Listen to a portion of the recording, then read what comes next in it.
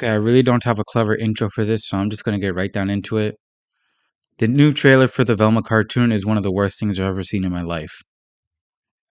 Before anyone says anything, no, I do not have a problem with Velma being colored. I do not have a problem with Velma being gay. I do not have a problem with Velma being the main character. I have a problem with the cheeky as all hell marketing and the presentation of the character. I have a deep love for Scooby-Doo. I've loved the Great Dane ever since I was a baby. Some of my earliest memories were of watching a pup named Scooby-Doo in my crib. Scooby-Doo was such a big part of my childhood that even when outside circumstances, read the same type of ridiculous thinking that branded Pokemon as satanic, tried to take it away from me, I always found my way back to him. I love the little scamp, so anything new that surrounds him is always going to grab my attention. That's why I was fascinated by the announcement of a new adult series starring Velma. I'll admit, I was skeptical at first when it seemed like they were going to make it so Velma was the only Scooby-Doo character in this show. I mean, why bother make a Scooby-Doo thing without Scooby-Doo, right? You may as well just create a whole new show.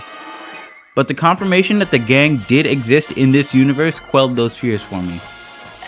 Even the initial teaser image of the show didn't make me upset. Velma getting a race change is a non-issue, it's really not worth getting upset about. And the gang dealing with death is nothing new either, albeit never so graphic. But if the goal is to create an adult version of Scooby-Doo, then I'm all in to see Mystery Inc. deal with stuff like murderers. In an age where reboots and remakes leave you skeptical in terms of their quality, I wanted to give Velma a chance. Because I've seen shows like DuckTales, Carmen Sandiego, and even Thundercats Roar. Yes, I will die on this hill, fight me, bitch. I've seen reboots that are actually good. Then came the first actual quality promotional image. Now the my story told my way part is nothing. It could be off-putting to some, but I don't really care about that. It's the get ready for some main character energy thing that puts me off. Something about that just creates a certain type of vibe. A certain smugness, an indication that the show is going to be more meta or satirical than you expected. The idea that, like so many projects before it, this show isn't being made as a fresh new take while being a love letter to the franchise, it's being made as a means to get people upset. And this image, with Velma's cheeky ass grin and the main character energy, and even Velma being race swapped as a means to get people mad indicates that. Again, I have no problems with Velma's race being changed, but I think you and I can both agree that this was made for more than just representation. They knew that people were going to be upset at this minor change. And this image seems to be reveling in that fact, like it's enjoying the fact that people are getting upset. Artificial outrage.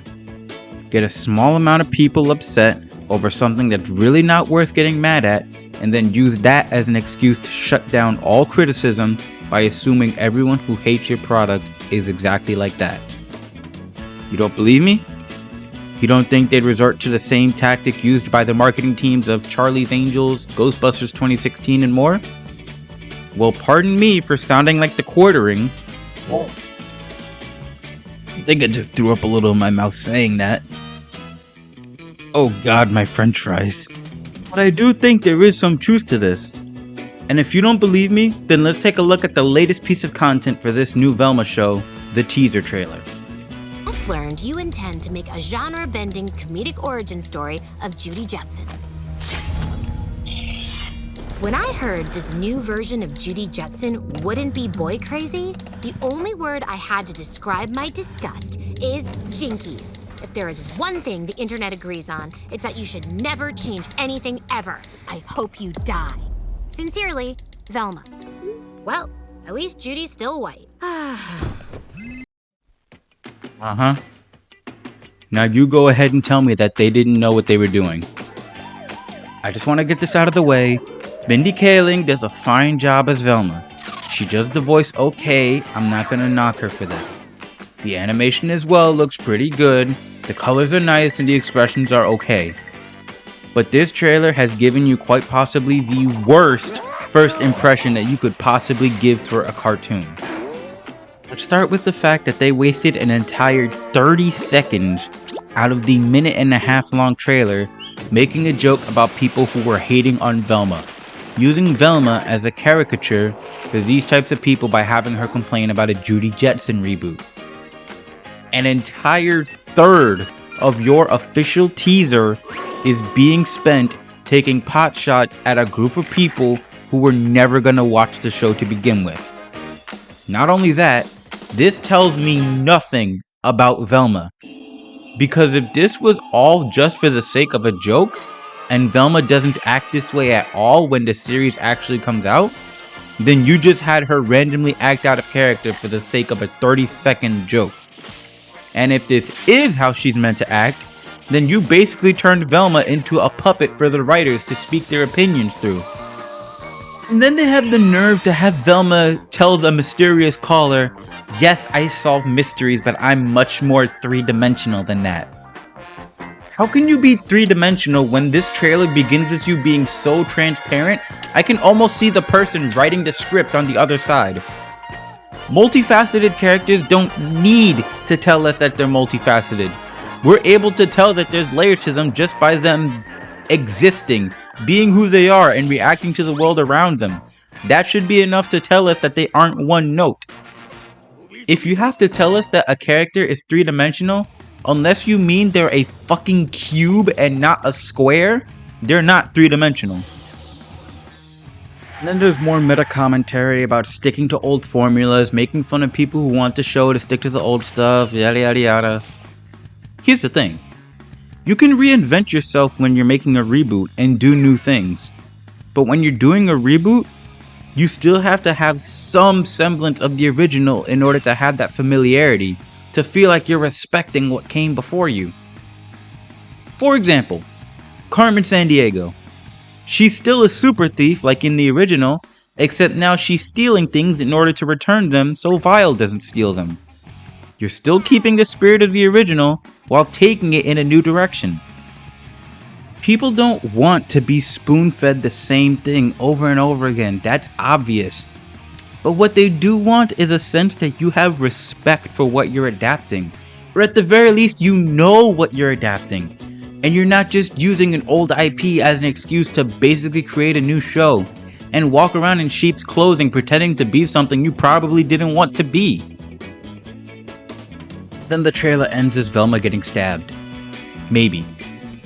That's about it, really. We don't really know who Velma is in this show because they wasted all their time using her as a means of cracking a meta joke on a very specific group of people. The most you can glean about Velma's character is by looking in the background, seeing that she's intelligent, won multiple science awards, and that even before meeting Mystery Inc., she does have an interest in mysteries. But now here's the thing. That's stuff we already know about Velma. That's something that anyone who looks at a picture of the gang could figure out. If you were to show any random person a picture of Mystery Incorporated, they'd come to the same conclusion of, oh, she's a smart one, right? They did nothing to show us what makes this version of Velma unique from the dozens upon dozens of others. Or if they did, and they didn't do this just for the sake of a single joke, they just made her a tool, a puppet, something to be used to portray the writer's opinions. Now I could go on about how the rest of the cast looks way different than how they usually look, and how they look really similar to their voice actors, and spout off some crazy conspiracy theory that this was meant to be live action, but executives looked at it and said, no wait, people hate live action Scooby-Doo. I could go on about how Shaggy doesn't actually look Shaggy, and I could speculate that they're probably going to give him some tragic backstory on why he's called his first name and how he doesn't like to be called Shaggy. I can even go into the stuff like the Jones name appearing on the TV in the last second of the trailer, or the "What is Scooby" written on Velma's mailbox. But I think I've said my piece. This new Velma trailer gave off the worst possible first impression it could, not just towards fans but towards the public in general. It fell into a trap that I've seen a lot of adult cartoons fall into, being meta and satirical for the sake of being meta, and focusing more on telling jokes and taking jabs at people than establishing characters. At least I can be thankful that they're not swearing all the time. But there is one last thing that I think I need to talk about. Just one minor thing that probably didn't cross your mind. See, we have character models for pretty much everyone in the Mystery Gang so far. We have one for Fred, Daphne, Shaggy, Velma. Do you notice anything?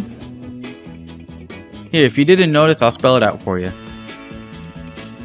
Where the fuck is Scooby? I mean, literally, Scooby-Doo, where are you? I'm sorry if I expect to see Scooby-Doo in a cartoon that's a spin-off of Scooby-Doo. Yes, Velma is the main character, and that's fine. That's perfectly fine. But the franchise is about Scooby-Doo. He's always been there. He's been there when he tried to go Hollywood. He's been there when he tried to be a puppet. He's been there when Mystery Inc. became freedom fighters after the end of the world happened. So where the fuck is Scooby? Apparently he's not going to be in this because they couldn't find a way to fit him in and wanted to keep the adult stuff and the kid stuff separate. Which again I call bullshit on, because Scoob was able to find his way in when they were literally fighting in a zombie apocalypse.